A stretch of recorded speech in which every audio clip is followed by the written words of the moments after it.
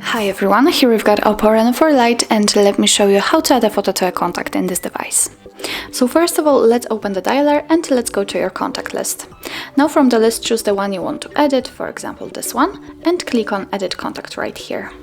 Now let's choose the contact to edit on your device or on your mail if you have one attached. And now let's tap on this camera icon right here.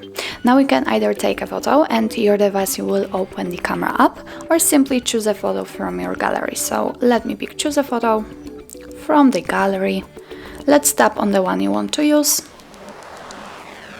Now we have to crop the photo. We can crop it by the pictures or using the Google Photos. So let me pick, for example, Google Photos. And as you can see from this step, we can adjust the size of the square. And thanks to this, we can decide what we will see after saving the whole contact. We can change the angle of the picture, it's up to you. So if you are ready and if you are happy with the results, simply tap on Done here. Remember to click on Save.